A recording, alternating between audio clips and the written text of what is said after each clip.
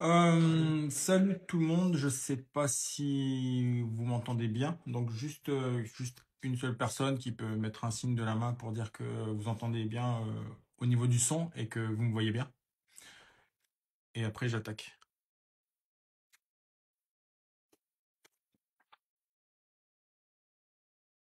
Ah, ok, parfait. Parfait, parfait. Donc ce soir, on fait un petit live avec Eugénie, donc l'adjudant Eugénie, qui s'appelle Chef Eugénie sur le réseau, hein, que la plupart d'entre vous connaissent. Le but, c'est justement de parler un petit peu de son parcours en tant que femme dans l'armée, parce qu'on n'en parle pas souvent. On a beaucoup de nanas, donc sur cette communauté, pardon, chez FS Coaching, on a quelques copines qui sont dans les milieux vraiment, comment dire, FS. Et forcément, elles peuvent pas venir parler pour vous expliquer un petit peu tout ça. Et comme je sais qu'il y a beaucoup de filles aussi qui se posent des questions sur les parcours au niveau de l'armée, et ben ça tombe bien, comme Eugénie a un fort caractère, elle a fait des choses qui sont vraiment très très bien. Donc le but c'était de partager un petit peu son parcours avec nous. Tac, alors je vais voir, normalement je crois que elle est déjà arrivée. Hop.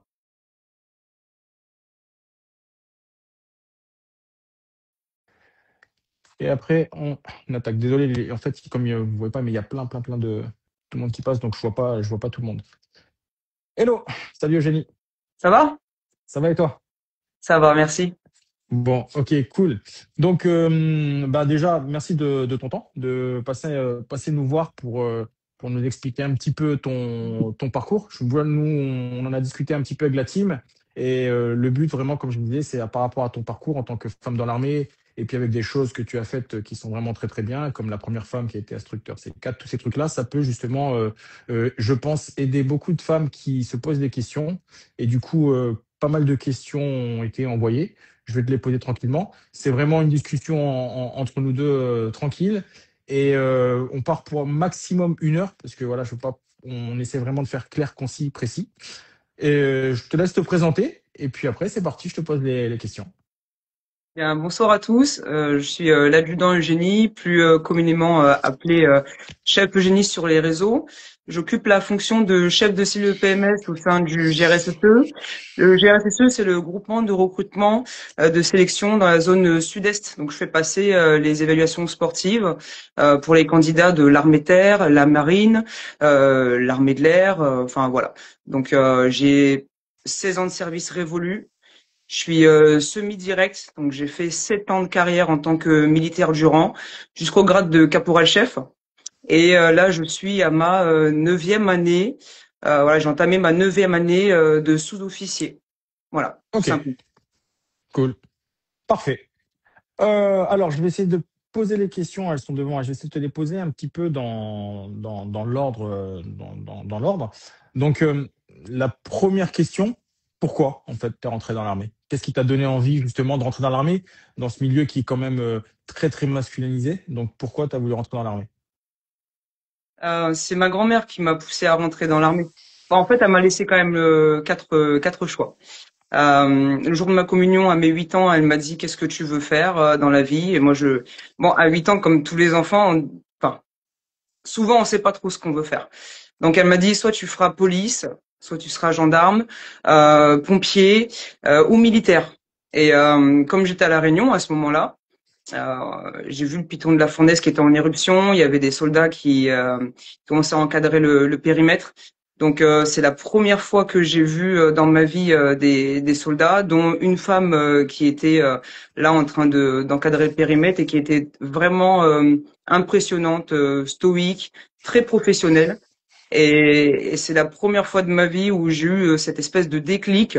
Et j'ai dit à mon cousin, ben moi maintenant je veux faire militaire. Donc quand le bus est parti parce que la zone a devenu un peu trop dangereuse, eh ben j'ai fait mon premier salut et j'ai dit ben voilà c'est ça, je veux faire ça, je veux Ok, être militaire. d'accord. Et à partir de là, alors, comment ça s'est passé? Tu étais à La Réunion, il y avait un centre de recrutement à La Réunion, ou alors tu es venu en Moi France? je me suis engagée en métropole. D'accord. Ouais, je me suis Ok. engagée en métropole, mais j'ai eu une partie de ma vie où j'étais à La Réunion et après je suis arrivée en métropole. Donc toutes les démarches pour entrer dans l'armée ont été réalisées en métropole. Ok. Cool. Prochaine question, le choix entre l'armée de terre, la marine, l'armée de l'air. Pourquoi tu as choisi l'armée de terre? Je pense que c'est parce que je me suis pas vraiment posé la question, mais c'est vrai que le jour où j'ai vu cette femme, j'ai tout de suite vu que c'était l'armée de terre. Il y a rien qui m'a. Mon père est CRS, mais il y avait rien qui me donnait envie d'aller dans la marine ou l'armée de l'air. L'armée de terre, ça a tout de suite été une vocation. J'ai même pas cherché à réfléchir. C'était mon coup de cœur. Ok, cool. Et du coup, donc, t'es rentré à l'armée. Donc, si j'ai bien compris au départ, t'étais pas du tout encore dans la partie EPMS, donc les moniteurs de sport dans Ouais, l'armée. Donc, tu as ouais, ouais. commencé en régiment traditionnel, c'est ça? J'ai, Conventionnel? en fonction de mon tempérament, de certaines facettes de ma personnalité, on m'a dit, ben vous avez plus un atome crochu avec telle spécialité qui était à l'époque on appelait ça brancardier secouriste. C'était pas du tout mon choix. Ok, Moi je voulais être dans l'infanterie ou je voulais faire para. Mais il y a 16, 17 ans en arrière, les recruteurs ils avaient peut-être pas le même discours que maintenant. Donc moi, on m'a dit clairement, t'es une femme, qu'est-ce que tu vas aller faire dans un vab tu vas devoir pisser dans une bouteille devant tout le monde. Enfin, le genre de discours, quand vous avez votre mère qui est à côté de vous et que vous avez 18 ans, c'était le genre de discours qu'une mère n'était pas prête à entendre et qu'à l'époque, je pense que ça pouvait dissuader quand même beaucoup de femmes de dire que une femme n'a pas sa place dans un blindé, une femme n'a pas sa place dans une compagnie de combat, une femme n'a rien à faire chez les paras. Moi, c'est le discours qu'on m'a dit quand j'ai poussé les portes du CIRFA. Hein. d'accord. Et aujourd'hui, est-ce que ça a beaucoup changé?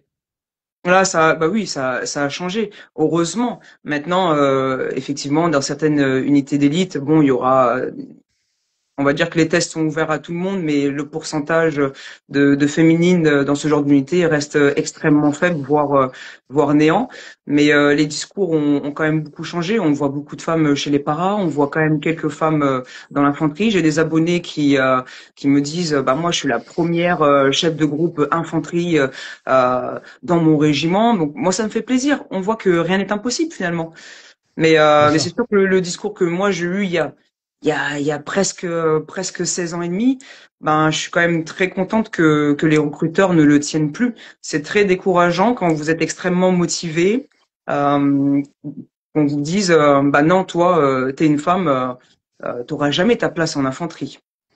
D'accord. Et je pense que c'est ça justement aussi qui a un petit peu plus encore, t'as donné encore peut-être un peu plus de caractère pour justement aller vers des choses comme l'instructeur C4, qui quand même, voilà, assez intense. Il n'y avait pas de femme avant parce que Ouais. c'était comme ça, ou alors peut-être qu'il n'y en a aucune qui s'est présentée, ou peut-être aucune n'avait réussi avant les tests. Et justement, explique-nous Ouais. comment ça s'est passé. Est-ce qu'au départ, ils t'ont ouvert, on va dire, la porte et puis bienvenue Eugénie, vas-y, montre-nous, ou ça s'est Non, passé comment? non. Alors moi, j'ai d'abord, faut que je raconte depuis le début quand même. Oui, bien sûr. Vas-y, J'ai vas-y. fait mon moniteur commando. J'ai passé mon moniteur commando 4 semaines avant d'aller à lycée 4. Donc déjà, les formateurs qui ont encadré mon moniteur commando savaient que un mois après, j'allais revenir pour faire l'instructeur C4. Donc D'accord. ça parlait déjà beaucoup de moi au SNEC. Ils se sont dit, D'accord. ça, c'est elle, c'est elle qui va Est-ce que venir.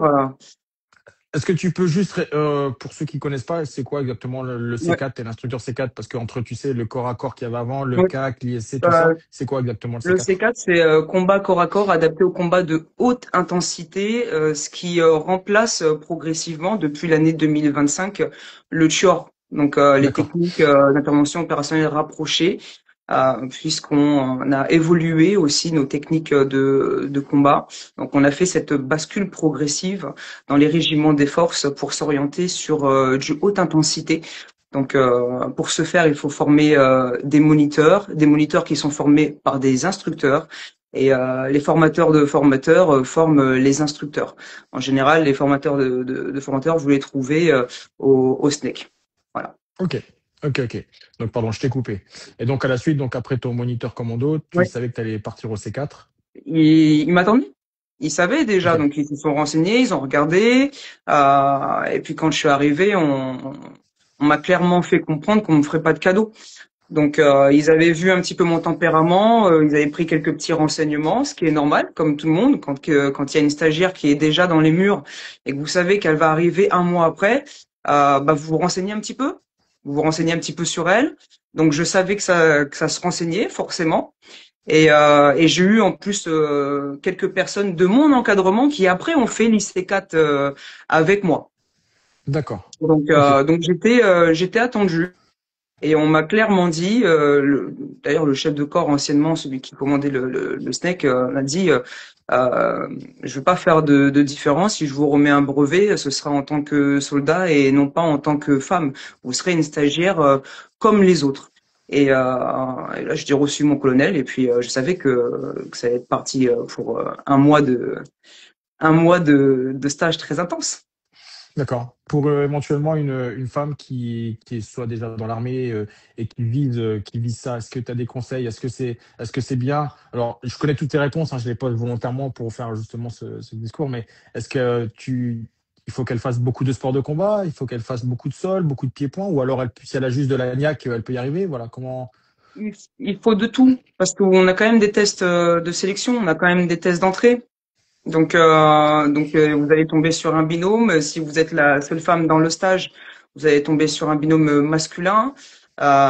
Faut tenir les rounds parce que à l'instructeur, vous avez 2:30 de mise dans le rouge avec des séquences de 30-30 avec votre binôme.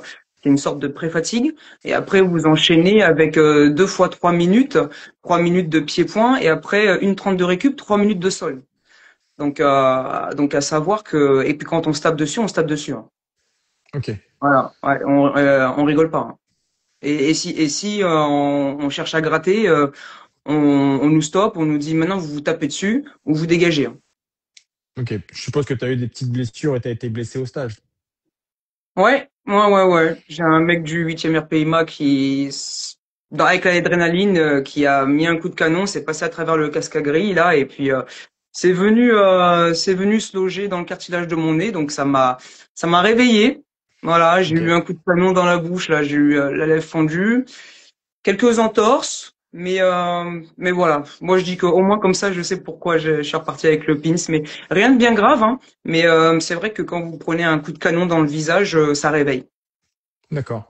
Une autre question, je trouve aussi intéressante. Est-ce que c'est pas trop dur de garder sa féminité quand on est dans un milieu d'hommes comme ça? Non, bah après tout dépend le profil de chacun, hein. Je pense que les soldats qui sont dans les régiments, euh, s'il y a des femmes qui sont un peu garçons manqués, bah elles sont et elles resteront garçons manqués. S'il y en a qui sont féminines, bah elles sont et elles resteront féminines. Maintenant à l'armée, bah voilà, on se fait le chignon, on se maquille pas.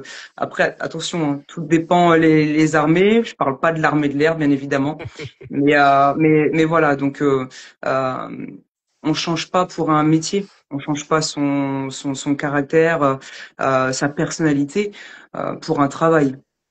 Ok, parfait. Une autre question qui est revenue, je l'ai synthétisée, je fais un truc très court. Où puises-tu ta force? Pour tout le monde, beaucoup trouvent que voilà, tu es débordant d'énergie, tu as toujours la patate, tu as toujours la force. D'où ça te vient? De ton Euh, enfance, au fur et à mesure ouais. dans l'armée? De mon enfance, hein, ma mère, elle m'a pas fait de cadeau. J'ai D'accord. été élevé à la dure. Voilà, je suis une Rayonnaise.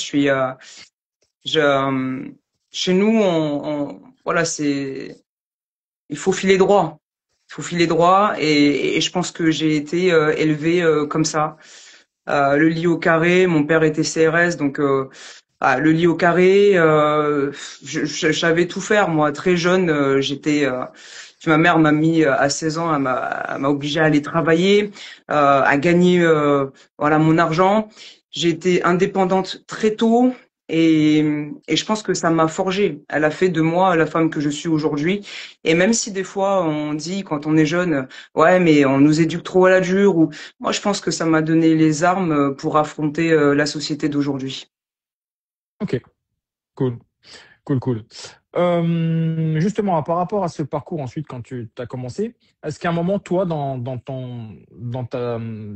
ton profil aussi, on va dire, de carrière ou ce que tu voulais faire, est-ce qu'à un moment, ça t'a titillé peut-être d'essayer justement, les unités un peu spécialisées pour aller dans un groupe, pour peut-être être la première femme à rentrer en colonne d'assaut, etc., dans un groupe Ops, Ouais. soit du premier ou des choses comme ça? T'as fait les Effectivement, ouais. tests, Effectivement, hein, je voulais rentrer chez les paras, j'ai fait les tests paras, je les ai fait 2 fois, j'ai fait 3 comptes rendus pour quitter mon ancien régiment, mais ils ont pas voulu.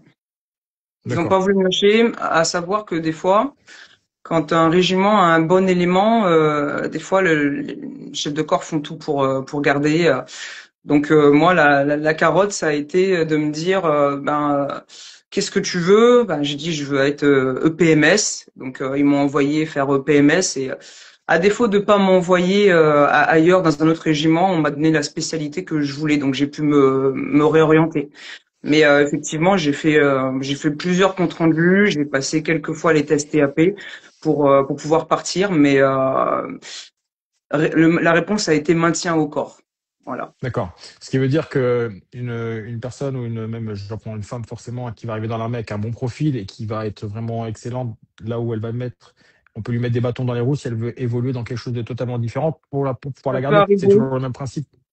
Ça peut D'accord. On veut. arriver. Ben, maintenant, faut pas que ça décourage les gens. Ce qui m'est arrivé à moi ne va pas forcément arriver aux autres. Mais je pense que voilà, si je suis aussi comme ça aujourd'hui, c'est parce on m'a fait des crasses. Hein. On m'a fait des crasses. Voilà, je vais pas faire de langue de bois.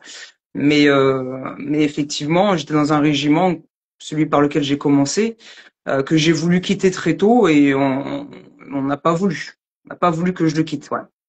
D'accord. Et pourquoi? Par jalousie? Parce que c'est gênant, quelqu'un qui évolue bien et qui va vite, et en plus peut-être une femme. Est-ce que c'est des Bah, choses comme ça ou? non, mais c'est parce que j'ai été l'une des premières femmes à faire le moniteur Tuor. J'ai commencé à former dès caporal. Je commençais déjà à faire pas mal de FTE, faire un peu de formation. J'étais une bagarreuse, mais j'étais pas un mauvais personnel. Et je pense vraiment qu'ils voulaient me garder. Ils étaient très déçus quand j'ai été après muté au 6-8. Mais voilà, moi j'ai vraiment voulu quitter. Et malheureusement, Ok. ça s'est pas fait. Voilà. Il y a des D'accord. choses qui s'expliquent pas. Des fois, vous savez, en plus, enfin, quand je dis vous, de manière générale, c'est Ouais. quand vous êtes simple caporal. Vous faites un compte rendu, deux comptes rendus, vous voyez que ça marche pas. Vous êtes petit gradé face à tous ces hauts gradés. À un moment donné, vous Ok. commencez à vous dire bon bah allez, bah j'y arriverai pas quoi, je pourrais pas partir. Moi, ce qui m'a sauvé, c'est de m'être accroché et d'avoir passé les tests, les agréments pour basculer sous-officier et EPMS. Il y a que comme ça que j'ai pu être muté dans un autre régiment et le 6-8 m'a tout apporté. Vraiment, je dois ma Ok. carrière de sous-officier au 68. Ok. J'ai une question assez marrante qui m'a été posée. Je sais pas si, je sais pas, tu l'avais peut-être pas, on n'avait pas parlé de celle-là, mais c'est, est-ce que, voilà, une femme qui demande en voulant rentrer dans l'armée, est-ce que elle peut faire militaire et maintenant influenceuse, puisqu'elle a déjà une grosse communauté elle a déjà une grosse communauté dans la vie civile. Elle veut rentrer à l'armée, mais veut continuer à exposer, devenir une vraie influenceuse militaire tout en étant militaire. Parce que justement, ton parcours, toi, comment est-ce qu'à un moment tu t'es dit, eh ben hop, je suis dans l'armée, je suis moniteur au PMS et je vais commencer à aller sur les réseaux. Comment ça s'est passé? C'était une autorisation? Tu l'as Ah fait, oui. comment ça s'est passé? Ça, c'est une très bonne question. Hein. Ouais. À savoir que moi, ça a été un ordre de mon ancien chef de corps qui, pendant le Covid, m'a dit, Sergent, il faut que vous fassiez des vidéos parce que les artilleurs sont à la maison et ils ont besoin de faire du sport. Donc j'ai dit OK. Je vais vous faire une vidéo qui a bien marché, qui a été un peu reprise, copiée entre guillemets dans certains régiments qui ont fait la même chose à leur sauce, hein, bien évidemment. Et quand il a vu que ça marchait bien, il m'a dit, il faut surtout pas arrêter. Et du coup, j'ai commencé à faire un petit peu de vidéos de sport, mais c'était vraiment pas mon truc au début, hein. Je sais pas si pour ceux qui se souviennent, il y a 3, 4 ans, quand j'ai commencé, mes vidéos, je parlais pas, je disais rien, je faisais juste mon petit sport et puis voilà. Et puis après, là où ça a vraiment commencé, où je me suis vraiment investi, c'est cette année en fait. Moi, ça fait vraiment 1 an que je m'investis pleinement là-dedans, et en 1 an, j'ai dû prendre presque 70 000 abonnés en moins d'1 an.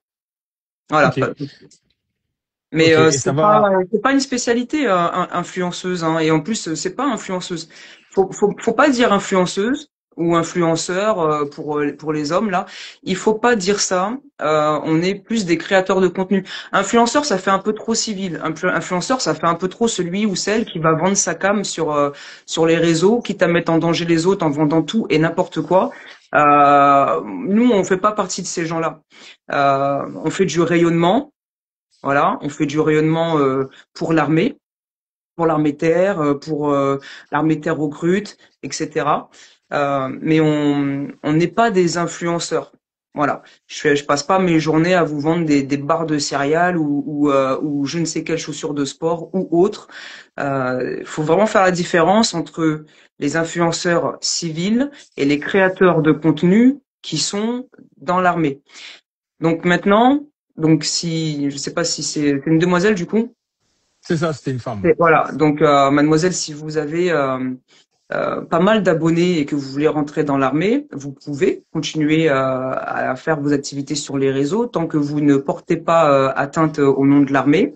Et si votre contenu est intéressant, si ça se trouve, peut-être que des équipes comme le PRAT, le pôle rayonnement de l'armée terre, peut-être qu'ils seront intéressés par votre profil et feront appel à vous pour faire des vidéos officielles pour l'armée.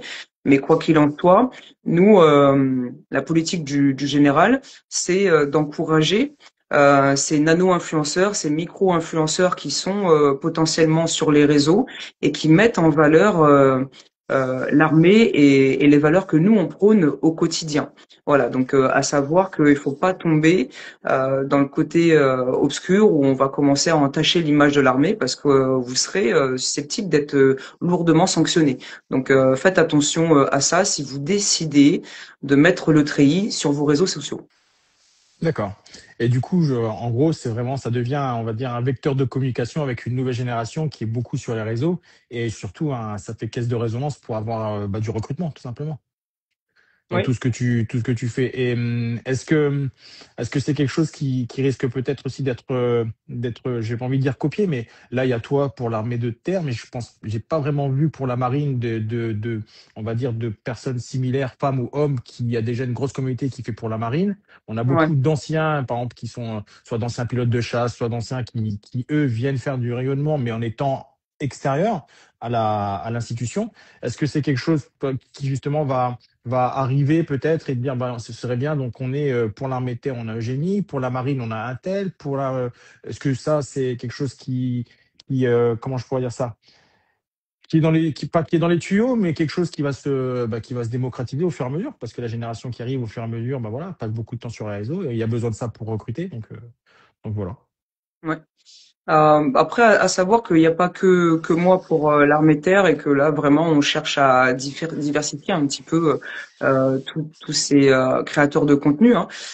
Mais effectivement, la marine essaye en ce moment. J'ai vu une collègue à moi, Eva Dourt, une combattante MMA, Oui, je connais, ouais. Eva qui fait quelques contenus quand même pour la marine et l'armée de l'air. Pourtant, ils sont très doués pour la com. Ils font beaucoup de com, mais c'est vrai que j'ai pas identifié de visage en particulier. Ouais. Et je sais qu'ils nous envient un petit peu. Je reçois beaucoup de demandes de collaboration. On me demande beaucoup de me déplacer, que ce soit à Toulon pour faire des vidéos ou à l'armée de l'air pour faire des vidéos avec eux. Et mon chef de corps a une boîte mail assez chargée par rapport à toutes ces sollicitations. Mais malheureusement, on se doit de refuser et mettre tous ces projets en priorité pour l'armée de terre. Donc voilà, je sais que là, la gendarmerie, la marine, l'armée de l'air, j'ai beaucoup de sollicitations, mais voilà, je peux pas les honorer. Et j'espère pour eux qu'ils vont trouver plusieurs personnes pour représenter leur armée. Ouais. D'accord. Une autre question. Du coup, est-ce que toi, tu vises une longue carrière dans l'armée ou alors tu vises maintenant pour sortir et faire, comme certains, vivre peut-être de ça en ayant une communauté, puis en continuant un petit peu dans la partie médiatique et sur d'autres choses, hein, peut-être voilà, le sport, une Ouais. boîte, j'en sais rien. C'est une très bonne question. Je suis en train de me la poser depuis plusieurs mois déjà. Et c'est vrai que moi, j'aspire à une chose, surtout, c'est de rentrer chez moi à La Réunion. Je, même si c'est pour faire chef du bureau des sports dans un RSMA ou au deuxième RPMA, ça, ça m'est égal. L'un ou l'autre, ça m'est égal. Mais pour l'instant, je me vois encore continuer un petit peu, mais sur mon île. Ok, top. Alors, ça va avec une question que, pareil, vous pouvez poser des questions, hein, il y a un petit point d'interrogation et je les vois. Il y a une personne, là, une fille qui m'a posé une question et c'était une question que j'avais aussi. C'est quel conseil tu pourrais donner à une femme qui est un peu introvertie et qui veut quand même rentrer dans l'armée? Ouais. Si on est un peu timide, si on est un peu introverti, je pense que c'est normal parce que la jeunesse aussi fait que. J'ai pas l'air comme ça, mais j'étais comme ça à 18 ans. Je parlais pas, mais l'armée c'est l'école de la vie. On prend en maturité plus vite que vous ne le pensez. On vit des choses qui sont très différentes du civil, forcément. On se surpasse chaque jour, ne serait-ce que pendant les classes, avec le sac, les marches, etc. Et vous verrez qu'au fil des semaines, des mois et des années, vous allez complètement changer. Si je peux m'exprimer ainsi, pourquoi? Parce que vous allez vous forger un caractère, vous allez certainement vous endurcir, prendre en maturité. Donc, il faut pas s'inquiéter par rapport à ça et laisser le temps faire les choses. Ok, top. Est-ce que, alors, c'est marrant, est-ce que tu as dû faire des combats, forcément, mais est-ce que tu as dû faire des combats contre des gars pour te faire, en fait, ta place? C'est-à-dire, est-ce que tu as été vraiment, tu sais, nous, souvent, souvent, quand on est à l'étranger, en mission, etc., ben, on est tous ensemble, il y a la testo, des fois, il y a des bonnes frictions, Ah, on se fout sur la gueule, mais ce sont des bonnes bagarres, comme j'ai toujours dit, c'est des trucs, après, on boit une bière et ouais. ça se termine. Est-ce que toi, tu t'es retrouvé confronté, mais avec un homme, justement, sur ça, où tu as dû, où ça a été un gros clash et presque en venir aux mains et pour affirmer ta place ou pour autre chose, hein. Est-ce que tu as déjà eu ça? La seule avec un homme, la seule bagarre, on nous a séparés, ouais, deux fois. Deux fois, c'est les stages où j'ai fait de la bagarre. Ok. Ah oui, quand j'étais caporal, là, moniteur tueur, là, avec un, putain, c'était quoi? C'était un sergent, ou un chef, je crois. Ben, il tapait trop fort. On lui a dit une fois, deux fois, trois fois. Et ben après, je suis passé dans son dos et je lui ai fait guillotine, hein, et on nous a séparés, hein. Ah ouais, lui, il Ok. m'avait énervé, hein. Lui, ah ouais, ouais, je me souviens, ouais, on nous a séparés. Alors que j'étais caporal, j'étais déjà en train de faire guillotiner un sergent. Et Ok.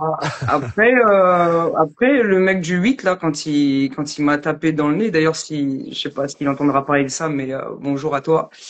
Je sais qu'on s'est fait la gueule pendant beaucoup de mois après, mais ouais, il m'avait touché là, et puis avec la colère, enfin la synthèse, il avait pas bien capté. Et là, c'est vrai que quand il m'a tapé le nez avec le HK, je suis arrivé pour lui mettre une grosse droite. Et on nous a séparés, mais lui, je me voyais bien le défoncer, quoi. Lui, il m'avait, ouais, franchement, pour le coup, je me voyais bien l'éclater, mais bon, ça s'est pas fait. Et sinon, non, je me suis battu avec beaucoup de filles Les filles. pour Ok. pour pour n'importe quoi en fait. Et moi, j'étais et je suis toujours, mais j'ai vieilli quoi. Je me suis assagi. Mais moi, je me rappelle pour un coup de balai dans la porte, elle me réveillait alors que j'étais pas de TIG à 6 heures du mat. Je sortais, je leur mettais des mandales, hein. Moi, je me Ok. suis battu, je sais pas combien de fois, hein. Ah ouais, ouais, ouais. Ouais. Ok. Beaucoup de bagarres avec les filles, ouais. Ah ouais. Ok. Ça s'est pas, en fait, Euh, je dis ça, mais ça s'est jamais trop su, mais voilà, et du coup, ouais, à pas mais faire, en fait, hein, à c'est pas bien faire les parce que ça bagarres, hein. permet. Ouais, à pas faire. Après, comme je dis, les bagarres à l'armée, si ça peut changer, je veux dire, il y a pas de, ça reste des bagarres comme à l'époque, en fait. C'est-à-dire que c'est Ouais. deux militaires qui se battent et après, il y a pas de vice. Tu vas pas je pense, hein, attention, peut-être que ça a changé, mais tu vas pas te faire planter dans la nuit avec un coup de couteau parce que tu as fait une bagarre. On a quand même un petit aspect. Peut-être que ça a un peu changé, voilà, ou alors il y a peut-être des cas comme dans toutes les armées, mais ce que je veux dire, les bagarres, c'est normal, hein, les bagarres ou les prises de tête sont quand même beaucoup plus, euh, euh, comment je pourrais dire ça, dans un état d'esprit de militaires, de combattants, et puis voilà, on se fout sur la gueule, et puis ça se règle comme ça, et puis voilà. Ah, Allez, moi, c'est une hargneuse, moi. Moi, ouais. je laissais rien passer, moi. S'il fallait se rebattre le lendemain, donc c'est pour ça que je dis à pas faire. Mais c'est vrai que les hommes entre eux, quand ils se battent, ils s'en mettent plein la gueule et le lendemain, c'est oublié. Je pense que une femme, c'est différent. Ok. Moi, je sais que j'oublie pas et que donc, mais oui, vous, les hommes, on se tape sur la gueule et après on boit une bière, c'est terminé. Les Eh femmes, on est un peu ben, plus rancunières que ça. On a une personnalité un peu différente des hommes à ce niveau-là, je pense, ouais. mais c'est vraiment différent. Et tu vois, je vais te raconter un truc. Et il y en a peut-être qui sont sur le live et qui sont au courant s'ils étaient avec moi ou ils ont fait partie de ça. On a fait c'était sur une mission avec, je crois, que c'était le troisième RIMA, il me semble, de Vannes, sur un truc en Afrique, sur un bateau. On était sur un bâtiment. Et on avait fait, je crois, 4 mois tous ensemble. Donc voilà, nous on boxait un peu, on était avec un détachement du commando, on boxait un peu dans le radier, et puis les mecs de l'armée de terre étaient de l'autre côté. Voilà, on se mélangeait pas trop, mais on se voyait, respect, etc., etc. On a fait une escale en Afrique, on est sorti. Et il y a eu une bagarre dans un bar. Donc des gars de chez nous qui se sont pris la tête avec d'autres gars, c'est parti en bagarre générale. Mais la bagarre s'est faite avec les mecs qui ont été sur le bateau depuis 2 mois, on était ensemble. C'est-à-dire qu'on s'est battu contre les gars, des gars du 3 contre nous. Donc, bagarre, il y a eu quelques blessés légers avec des ouvertures, avec des verres, bon, des trucs. Et le lendemain, on s'est retrouvés et c'était marrant parce que quand on se croisait, il y en avait certains qui avaient un œil comme ça, mais on rigolait parce qu'on dit, ah ouais, hier, putain, c'était cool, mais tu vois, c'est bon enfant en fait. Et c'était en même temps le moyen de décompresser, mais on était avec eux et on était reparti encore pour 2 mois et on mangeait ensemble et alors qu'on s'était battu sur une escale. Donc ça fait quand même partie du truc pour les gars, quoi. Ouais. C'est un peu cool. J'ai justement une question qui est aussi très intéressante. Là, on est plus un peu dans la partie psychologique, harcèlement et tout ce qui va avec. Si, pareil, une question d'une femme qui dans l'armée, si elle sent qu'il y a toujours un petit peu ce côté un peu harcèlement, harcèlement, toujours, on va dire, pas le souffre-douleur, mais en même temps, ça joue avec la partie beaucoup de remarques sexistes, etc., etc. Est-ce que le conseil, alors c'est que la question était un petit peu décousue, mais en gros, à qui elle peut se plaindre? Est-ce qu'il faut qu'elle se plaigne? Parce qu'après, le fait de se plaindre, c'est toujours pareil. On est dans un milieu où il y a presque que des gars, donc je pense que c'est une femme qui est déjà d'active. Mm. Voilà, quel conseil, toi, si tu t'as connu des Après, copines ou si toi. non. Après, si elle est d'active, je pense qu'elle sait pertinemment que dans les régiments, il y a des référentes, mixité. Donc ça, faut pas hésiter à en parler parce que c'est des personnes qui sont désignées au sein des régiments à qui on peut s'adresser pour faire part des éventuels problèmes rencontrés au sein de l'unité ou de la section. Les présidents de catégorie ou sinon après vraiment pour aller plus loin une fois que on a entre guillemets rendu compte au niveau des différents échelons, on peut carrément aller jusqu'à Thémis quoi. Donc ça a été Ok. créé pour justement accompagner et lutter contre toutes les formes d'harcèlement qu'on peut soit physique, moral, qu'on peut subir dans l'armée. Même si ça s'est extrêmement calmé depuis, il y aura toujours peut-être des cas, malheureusement, dans certaines unités où on peut on peut encore être amené à subir de l'harcèlement. Ça a fortement diminué, mais on n'est pas encore arrivé au taux zéro. Donc, je comprends cette personne et il faut rendre compte. Je sais que dans l'armée, on entend souvent parler la grande muette, tout ça. On sait que les gens n'osent pas Exactement. trop parler et se plaindre et dire les choses et le quand dira-t-on. Mais je pense que venir au travail avec la boule au ventre, venir au travail avec l'angoisse, ne pas dormir la nuit parce que on sait que le lendemain on va se faire harceler au travail. Je pense pas que ce soit sain. Donc, à partir du moment où ça impacte la santé, ne serait-ce que mentale, là, il faut faire quelque chose, quoi. Donc, faut pas laisser non plus les choses s'envenimer. Et dès qu'on sent que qu'on n'est pas bien, il faut rendre compte. Voilà. D'accord. Et justement, là, avec ces nouveaux moyens, comme tu disais, pour pouvoir dénoncer ces trucs-là, parce que je pense que la peur, c'est toujours le fait que ça se sache et comme tu dis, du quand dira-t-on, puisque par connaissance, à l'époque, il y a très très longtemps, on a eu un cas avec dans la marine avec une fille qui était chez nous et, euh, et ça s'est su. Ça s'est su en fait sur des agissements un petit peu pas top top, mais ça s'est su parce qu'ils ont parlé entre eux sur quelque chose qu'ils ne devaient pas normalement. Parce qu'après, même la personne que ce soit un médecin ou un psy, etc., doit garder dans l'armée ce secret. Mais l'armée est quand même un peu différent parce qu'on évolue différemment, on est en groupe, c'est pas le civil. Donc, est-ce que je pense que c'est ça, c'est peut-être la peur que ça se sache. Est-ce que les gens Ouais. ont vraiment, est-ce que c'est pas mieux d'aller dans le civil, mais dans le civil après, est-ce que le civil a autorité sur, tu vois, je pense que c'est tout ça. Et tu sais très bien comment ça Ouais. fonctionne, hein, comme on dit Bah, des dans fois. le civil, on peut porter plainte et oui, ça va avoir de grosses retombées dans l'armée aussi. On va pas se mentir, des fois, on dit souvent ce qui peut se régler en interne reste en interne parce qu'on veut pas éclabousser non plus ou certains veulent pas faire d'histoire. Mais malheureusement, parfois, selon la gravité de la situation et si on n'arrive pas à gérer ça en interne, oui, s'il faut porter plainte dans le civil, ben il y aura plainte dans le civil. Euh, Comme je dis, on n'est pas à la place de la personne qui se fait harceler et on ressent pas ce que cette personne peut ressentir à ce moment-là. Donc, si elle se sent isolée et incomprise au sein de l'institution, eh ben, si le recours c'est porter plainte dans le civil, eh ben, en son âme et conscience, si elle a pas d'autre choix, eh ben, il faut qu'elle le fasse. Ok, ok. Autre question qui est très intéressante aussi.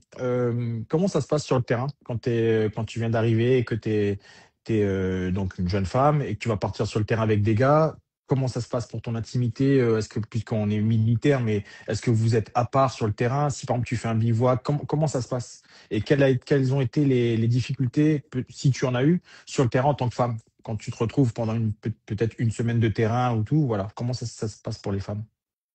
On est tous mélangés, hein. Quand on fait la tente, si on fait une tente commune, bah il y a toute la section qui dort ensemble, notamment pendant les classes.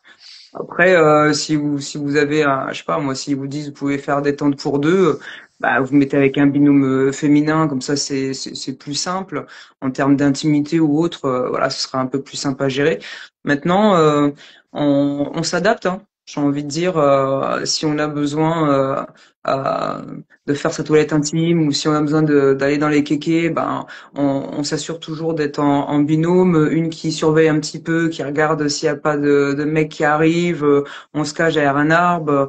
Bon, bah en fait, on essaie de s'adapter. Il y a rien qui est vraiment compliqué.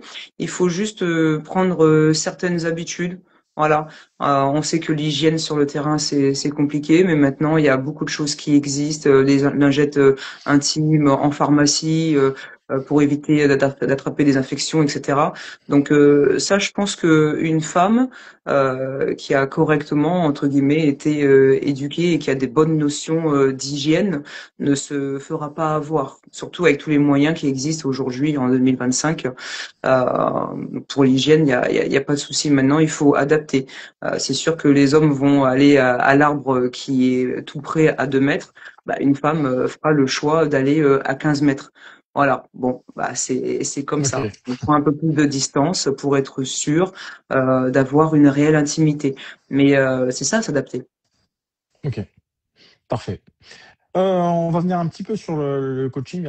Il y en a une question justement qui demandait est-ce que tu vas continuer à faire des tutos, des vidéos pour ceux qui vont passer les tests au niveau du GRS. Justement, moi j'en profite, je trouve que c'est intéressant. Pourquoi? Parce que alors on va pas en parler parce que c'est pas le but. On en a déjà un petit peu parlé, mais nous en fait chez Force Spéciale Coaching, comme tu le sais, on prépare des jeunes et beaucoup de mecs qui sont déjà d'actifs qui visent quelque chose de très spécifique. Donc forcément la préparation est totalement différente. On prépare aussi des jeunes qui veulent rentrer à l'armée, mais pas des jeunes qui vont venir juste faire les tests de GRS. C'est-à-dire que pour faire des tests, les premiers tests, honnêtement, et on le dit, Ouais. il n'y a pas besoin de prendre un coach sportif pour C'est faire clair. 2 minutes de chaise et tout. Et justement, sans forcément parler de ce qui se passe actuellement avec, pour pas leur faire de la pub, mais il y a Ouais. beaucoup de charlatans, etc., etc. Pourquoi est-ce qu'il n'y a pas besoin de s'entraîner, de prendre des coachs ou de payer une blinde pour aller faire juste les tests? Et j'insiste là-dessus, pour les tests, les premiers tests qui sont Ah ouais. GRS que tout le monde peut faire. Si tu peux nous en parler un petit peu. Parce que c'est des tests de force relative. Et pour faire des tractions, vous achetez une petite barre de traction, ça coûte une trentaine d'euros, vous calez ça à une porte. Vous avez même pas besoin, en réalité, pour les tests qu'on vous fait passer, vous avez même pas besoin de prendre, entre guillemets, un abonnement à la salle. Moi, j'ai beaucoup d'abonnés qui sont dans différentes situations. Il y en a qui ont pas trop d'argent. Donc forcément, ils vont pas aller payer un abonnement pour faire trois, quatre tractions, etc. Ça, vous prenez une barre, vous pouvez le faire à la maison. Le test de Kili, contre un mur, et vous faites du gainage chaise. Sachant qu'en plus, pour s'entraîner un peu au test de Kili, vous pouvez faire des squats, des fentes, vous pouvez faire des squats lestés avec un sac et des bouteilles d'eau dedans. Il y a plein de façons de se renforcer les membres inférieurs pour se préparer à ce test en restant à la maison. Et pour la course à pied, il vous faut juste une bonne paire de baskets, quoi. Et puis après, c'est bon, vous partez, vous allez en extérieur, vous faites pour préparer le luc léger, faut faire les choses de manière judicieuse, c'est-à-dire faites du fractionné. De temps en temps, faites un petit peu de travail de côte parce que ça travaille le mental, mais ça travaille aussi vos muscles. Et faites un peu d'endurance fondamentale. Essayez de faire des footings de 50 minutes, de 1 heure. Voilà, ces 2, 3 séances-là dans la semaine pendant un cycle de 6 à 8 semaines avant de rentrer dans l'armée, avant de faire vos tests, ce sera déjà pas mal. Et pour ceux qui n'ont pas du tout de niveau physique, surtout, n'attendez pas de passer les tests pour vous réveiller 3 semaines avant et vous dire et si j'allais m'entraîner. Non, ça arrive pour ceux des fois qui malheureusement choisissent de rentrer à l'armée parce que c'est la dernière solution, ils ont rien d'autre. Donc du jour au lendemain ils décident de faire ça et ils s'y prennent trop tard. Si vous savez ce que vous voulez faire depuis un certain nombre d'années, n'attendez pas 3 semaines pour vous y préparer. Préparez-vous le plus tôt possible en faisant des choses simples.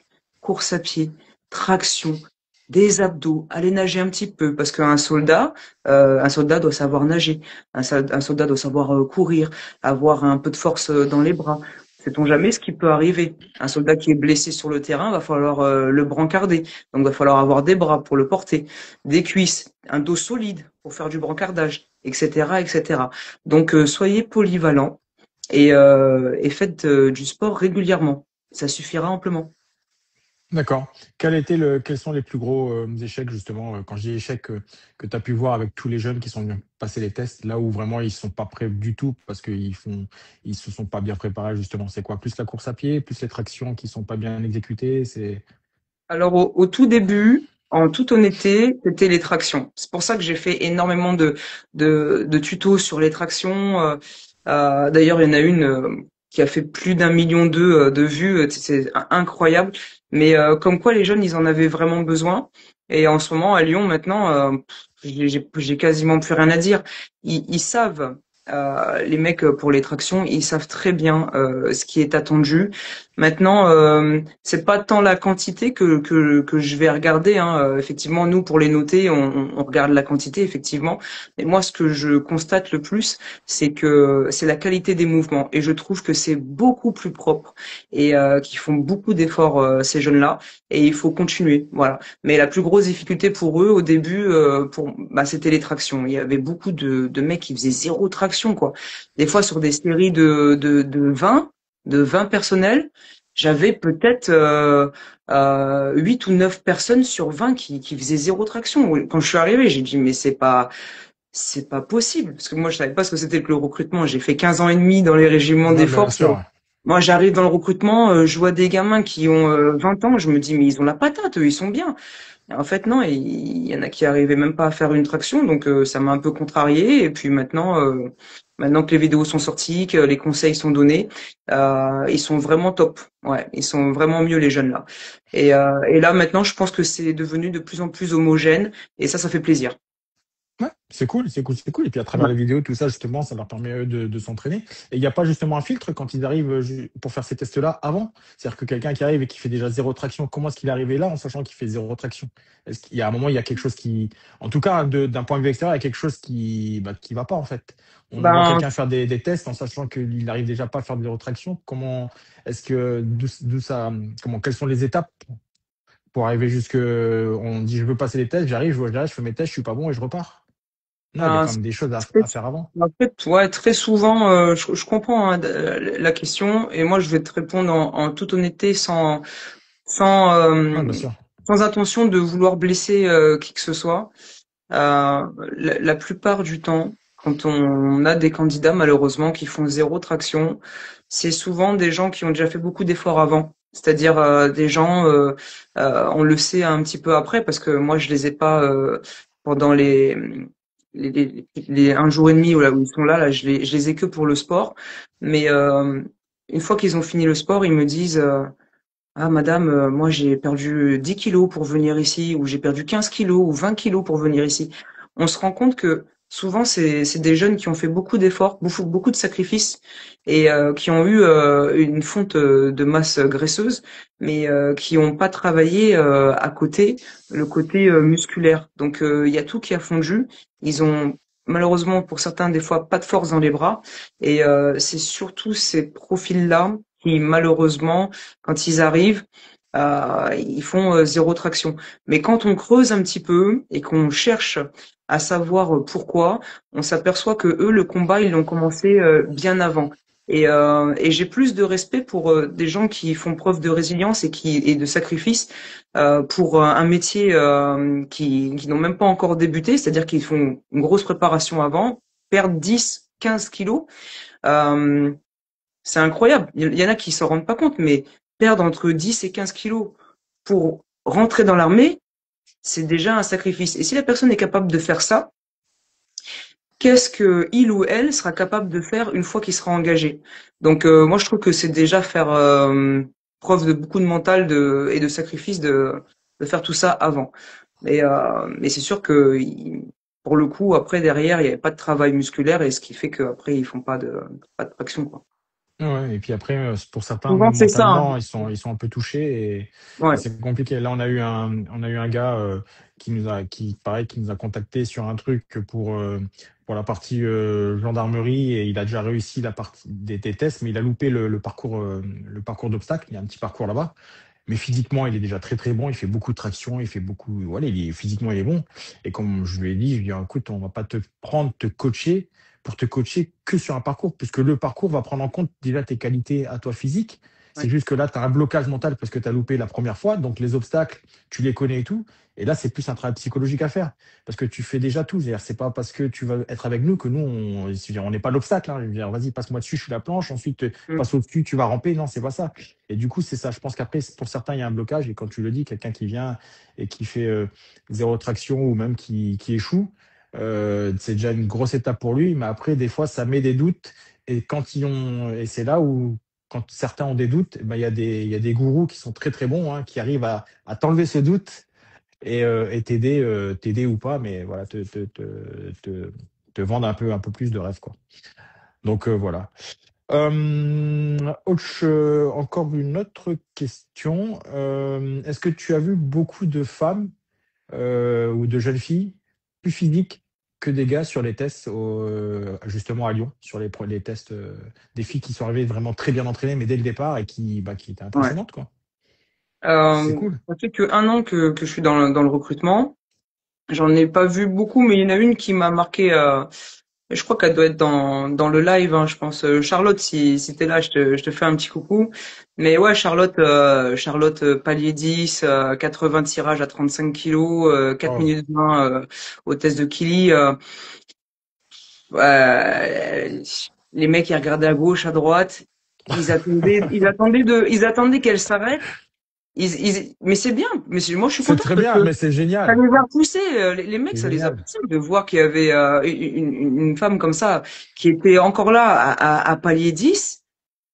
Euh, il y en a qui se sont posé des questions, hein. Ah, mais c'est génial. Mais on a, comme je dis, hein, même nous sur la partie FS, on a, pour ceux qui sont encore en été, il y a des femmes qui sont très, très, très, très physiques, qui font du mal à beaucoup, beaucoup de gars.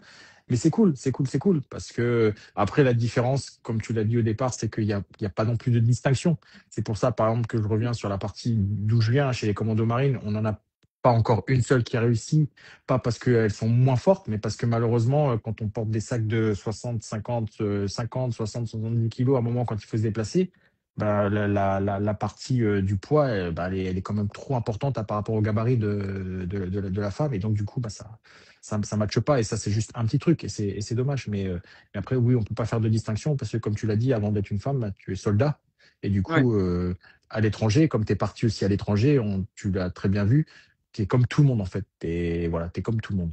Donc ça, je pense qu'il faut garder ça dans l'armée et puis un jour il y en aura. Un jour il y aura une GI Jane qui va partir, qui va réussir à faire tous les tests et qui va se retrouver en groupe d'assaut et puis ce sera la première et on se dira bah ça y est. Et on en a une et c'est pas mal. C'est pas mal, c'est pas mal. Alors là, je vois une question. Alors, je la vois passer, mais je ne sais pas si tu peux y répondre. C'est une fille qui demande si elle veut faire la bascule de sous-officier de la gendarmerie vers l'armée de terre. Comment ça se passe? Est-ce que tu sais comment ça se passe ou pas du tout? Ouais. Non, pas vraiment. En plus, c'est très rare que les gendarmes souhaitent faire la bascule dans l'armée de terre. En général, c'est souvent l'inverse parce que on sait que vous payez pas vos appartes. Non, je rigole. On sait Ah, que c'est vous êtes, vrai, c'est vrai, on c'est sait que vrai. vous êtes. Non, Vous mais êtes voilà, je logé sais et puis pas. vous investissez à côté, Hein? donc c'est très bien. Vous Donc, êtes logé et puis vous investissez, c'est vous avez raison. même la première fois que j'entends qu'un gendarme veut rejoindre l'armée. Euh, Vous n'avez pas grand-chose à gagner, mais c'est votre choix. Euh, non, je sais pas vraiment comment ça se passe. Je me suis jamais vraiment trop renseigné par rapport à ça. Donc je vais pas m'aventurer sur ce terrain-là, mais mais je suis Ok. pas sûr que ce soit le meilleur choix que vous ayez à faire. Oui, de toute façon, normalement, ça n'a pas changé dès qu'il y a une bascule après, que le cahier navette, et Ouais, puis je c'est suis le le grand raid, chef, et hein. puis Le ça grand passe un raid, petit peu. je Ouais, suis. oui. J'ai vu aussi là que J'ai le vu, il a gagnant, gagné. là. Ouais, Ouais. Très fort. 23 heures et quelques. 23 heures. Ouais, Ouais, énorme. Énorme, énorme. on suit. Une question que je t'ai pas posée, mais est-ce que tu as déjà subi du racisme dans l'armée? Ah, au début, oui, hein. Moi, je suis arrivé avec mon accent créole. On m'a convoqué cahier rapport hiérarchique. On m'a dit maintenant, faut que tu arrêtes de parler avec ton accent, sinon Ah, tu seras carrément. puni. Donc c'est pour ça que maintenant je parle aussi bien français et puis du coup je m'exerçais dans ma chambre à parler bien comme ça parce Ok. que parce que j'avais trop d'accent et ça a déplu à mon chef de section à l'époque et puis moi j'avais 18 ans, j'étais première classe. Quand on vous dit que si vous dites encore un mot de créole, vous passez dans le cahier rapport hiérarchique, vous comprenez que ça m'a refroidi. Du coup, voilà. Ok. Ok, ok. Eh ben, ça tombe bien parce qu'en plus, je fais juste une petite parenthèse là-dessus, mais je vais faire aussi un live bientôt avec le CIRFA de La Réunion. Parce que, bah, comme vous Ouais. savez aussi, je suis originaire de La Réunion. Moi, j'ai pas vécu là-bas. J'ai grandi en Allemagne. Mon père était militaire, rien à voir. Et après, je suis resté en France, mais je repars de temps en temps à La Réunion. Et donc, c'est pareil de faire un petit live avec le CIRFA de là-bas. Je pense que ça va être bien. Ça permet des personnes, des jeunes qui sont là-bas et qui savent pas trop et de vouloir rentrer à l'armée, mais de leur dire vraiment, voilà, quand vous allez rentrer à l'armée en France, c'est l'armée, quoi. Puisque j'ai eu de ma famille qui Oui, sont partis de la Réunion, qui sont arrivés à l'armée, mais ils sont restés avec la mentalité de la Réunion et ça l'a pas du tout fait dans l'armée française. Donc voilà, je oui, trouve que c'est quand même important. c'est compréhensible. Après, attention, faut pas dramatiser non plus. Moi, ce qui m'est arrivé il y a 16 ans, les mentalités, elles ont changé. Euh, Maintenant, on peut pas exclure que il y a des cons partout et que il se peut que un jour vous fassiez voilà une rencontre comme moi j'ai fait. On m'a dit tiens, arrête de parler créole. On sait pas ce que tu dis, si tu parles de nous ou tu parles pas de nous, alors que Alors que pas du tout, mais on peut comprendre ces gens qui se disent, tiens, ils parlent pas notre langue, est-ce qu'ils sont en train de dire des trucs bon, faut pas rentrer dans la psychose non plus, mais c'est vrai que moi j'ai pas vécu des choses super sympas. Et souvent on me demande comment ça se fait que je suis devenu comme ça, mais il y a des choses que je vous dirai pas, mais vous inquiétez pas, on m'en a fait des crasses, on m'en a fait. Ok. Et là, je vois Anissa qui nous a marqué un truc concernant la gendarmerie, qu'elle dit que c'est différent. La reconnaissance passe plus par le comportement, la hiérarchie et l'administratif. Ok, merci Anissa. C'est une. Ouais. Donc, je pense que dans la gendarmerie, et oui, oui, dans la gendarmerie. Oui, effectivement, je connais les dans la gendarmerie. Donc, bah voilà, on a la réponse sur la différence, justement, et pourquoi certains veulent venir et pourquoi d'autres veulent repartir, etc., etc. Top, top, top. Eh ben, écoute, il est 20h55, on va arriver à la fin. C'était vraiment cool, vraiment, vraiment cool. Ça c'est vite, Les ouais. gens qui, ouais, ouais, les gens qui veulent te suivre et qui te suivent pas déjà, bah, je vous invite vraiment à les suivre. Et voilà, si vous avez un projet dès le départ sur les tests pour entrer à l'armée, vous êtes, je pense aussi une femme, une jeune fille qui se pose beaucoup de questions, justement. Je pense que même si tu es hyper sollicité, tu auras certainement le temps peut-être de répondre ou voilà, et d'avoir une connexion avec toi. Après, si vous voulez avoir, vous allez directement, bah, vous allez faire les tests du GRS, comme ça, vous allez l'avoir. Merci pour toi. Merci, comment? Merci pour toi. Merci pour ton temps, Eugénie. C'était vraiment cool. Merci à toi. Je sais pas si est-ce qu'il y a d'autres questions. On va peut-être prendre une dernière question avant de terminer. Et puis après, sinon, bah, je te laisse. Et Eh puis, ouais, il y en a, ils sont voilà. arrivés à la fin, là. Je Et reconnais, ouais, non, non, vous êtes arrivés trop tard. c'est cool. En tout cas, avec la team, en fait, et je te l'ai déjà dit, on te remercie et c'est bien de pouvoir, euh, comme tu es encore d'actif, pouvoir un peu plus pas de donner les noms, parce que le but, c'est pas de donner les noms, mais quand il y a des gens qui abusent justement des jeunes de la générosité, hein, je le dis une fois de plus, nous, quand j'ai créé FS Coaching, c'était par rapport à une injustice avec des mecs qui se faisaient coacher par des commandos marines qui n'étaient pas commandos marines. Et c'est pour ça que j'ai créé Force Spéciale Coaching, puisque moi, c'était pas du tout d'actualité. Et c'est bien que tu puisses, justement, avec la visibilité et les gens qui te suivent, après vérification et tout, de dire, bah ouais, attention, cette personne ou cette personne, elle peut être très très bonne là-dedans, mais dans ce qu'elle vous vend là actuellement, c'est pas du tout adapté, la légitimité, etc., etc. Et étant donné que maintenant il y en a de plus en plus qui peuvent te vendre tout et n'importe quoi, donc c'est vraiment cool et on apprécie ça en fait. Parce que Ouais, nous on le fait pas, parce qu'une fois qu'on le fait, après ça sert à rien. On est une structure. Si on le fait, ouais. c'est pour dire qu'on a besoin, etc. Et on fonctionne pas comme ça, et puis on n'a pas le temps de toute façon de faire ça. Donc voilà. Eugénie, merci. Merci à toi. Je te Et souhaite merci à tous un. ceux qui ont suivi le live. Merci pour Ouais, vos messages, hein. passe. J'ai lu et tout, on pouvait pas répondre, mais voilà, j'ai lu les Ah, messages que vous avez envoyés, ça fait plaisir. Je vois aussi ceux qui se sont abonnés, je vois plein de commencer génial. à vous suivre, etc. Merci beaucoup. Voilà, ça vous m'apportez beaucoup de force et prenez soin de vous en tout cas. N'hésitez pas à me suivre sur les réseaux, à m'envoyer des messages, je répondrai à vos questions. Et qui sait, peut-être rendez-vous bientôt au GRS pour ceux qui vont passer leur test. Ouais. Ok. Parfait. Parfait, parfait. Je te souhaite un bon week-end. Le live, de toute façon, après, il sera disponible. On va le mettre sur la chaîne et puis tu l'auras aussi. Et puis, ben, bon week-end. À plus tard. Merci, bon week-end à Allez. tous. Ciao. Merci. Ciao tout le monde. Ciao.